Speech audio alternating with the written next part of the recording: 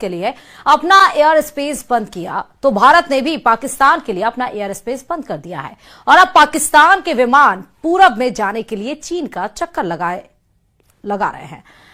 जाहिर है भारत के एयर स्पेस स्ट्राइक से पाकिस्तान की एयरलाइन कमर टूटनी तय है। देखिए इस पर यह रिपोर्ट।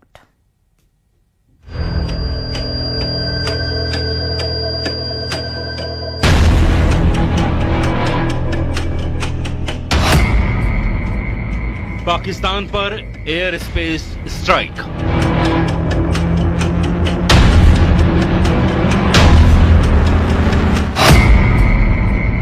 जल प्रहार के बाद वायु प्रहार।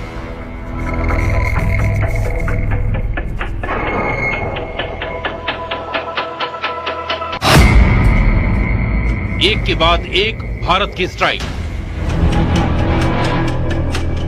भारत ने पाकिस्तान को करारा जवाब देते हुए अपने एयर स्पेस को पाकिस्तान की उड़ानों के लिए बंद कर दिया है।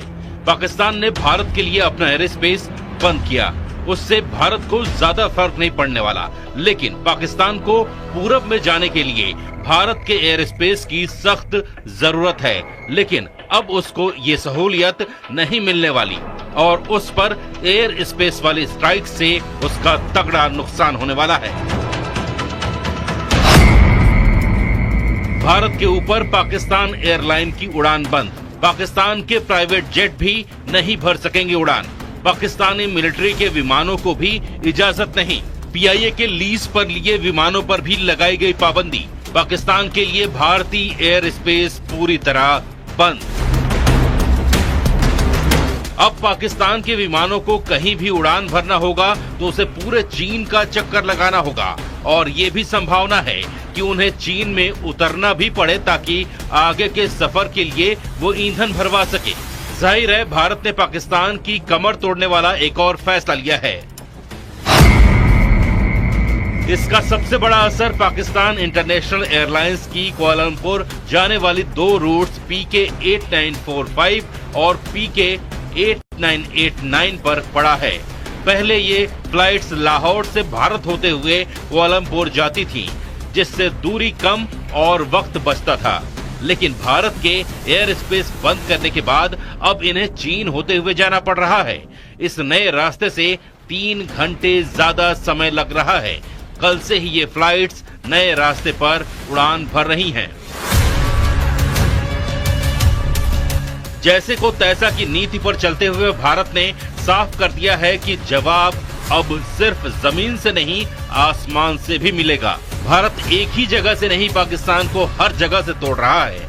कभी डिजिटल स्ट्राइक, कभी वाटर स्ट्राइक, कभी डिप्लोमेटिक स्ट्राइक, कभी इकोनॉमिक स्ट्राइक और अब एयर स्पेस स्ट्राइक। वही पाकिस्तान ने अपना एयर स्पेस बंद करके खुद अपने पैर पर कुल्हाड़ी मारी है और उसे लाखों करोड़ डॉलर की चपत लगने लगी है। पाकिस्तान को भारतीय विमानों से मिलने वाली ओवर फ्लाइट फीस का अब नुकसान उठाना पड़ेगा। एक बोइंग 737 के लिए औसतन $580 और बड़े विमानों के लिए इससे भी ज्यादा फीस पाकिस्तान को मिलती थी।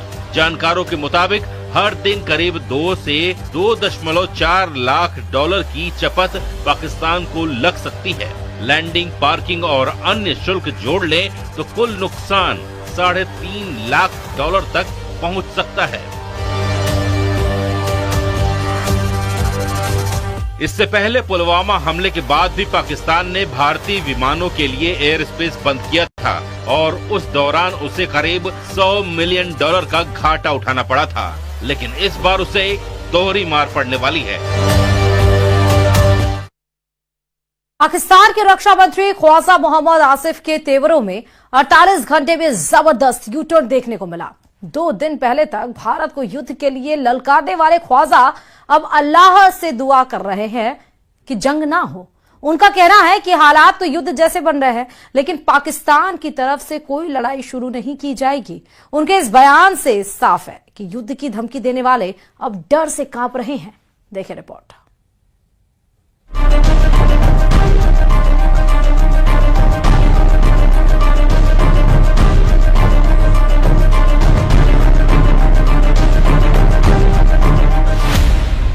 पाकिस्तान के जंगबाज मंत्री के बदले सुर।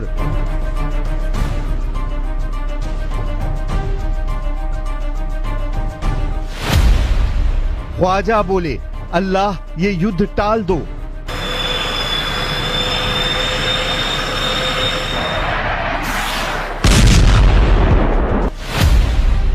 पिटने से पहले पाकिस्तान का सरेंडर।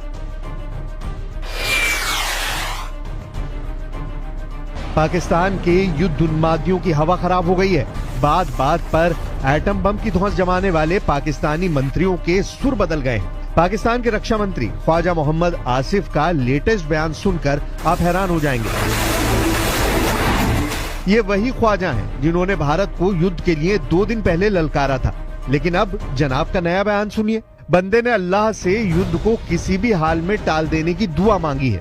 कहूँगा कि एक क्लैश की सूरत हाल बिल्कुल नज़र आ रही है।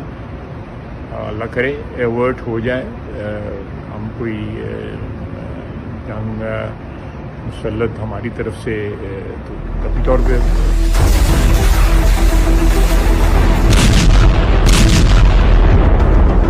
अचानक ख्वाजा आसिफ की तबीयत नासाज हुई है या फिर उन्हें हकीकत का अंदाजा हो गया है? कल तक गीदड़ भपकी जमा रहे ख्वाजा के तेवर ढीले क्यों पड़ गए हैं? क्यों बारूदी साजिशों के ख्वाजा घबराए हुए हैं?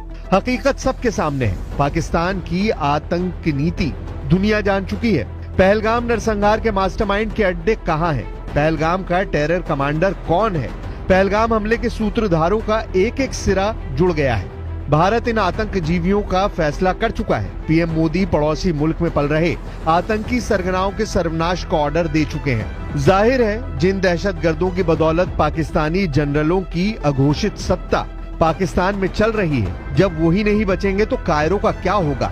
वही खौफ अब ख्वाजा जैसे लीडरों को खाए जा रहा है। इसलिए ख्वाजा अल्लाह से जंग टालने के लिए दहाड़े मार रहे हैं।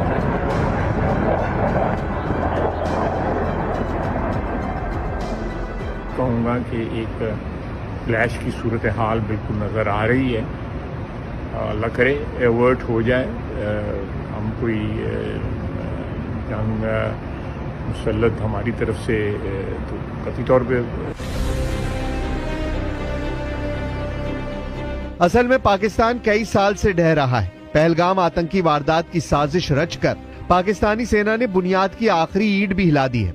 भूख की मारी पाकिस्तानी अवाम हुक्मरानों की बारूदी साजिशों से परेशान है।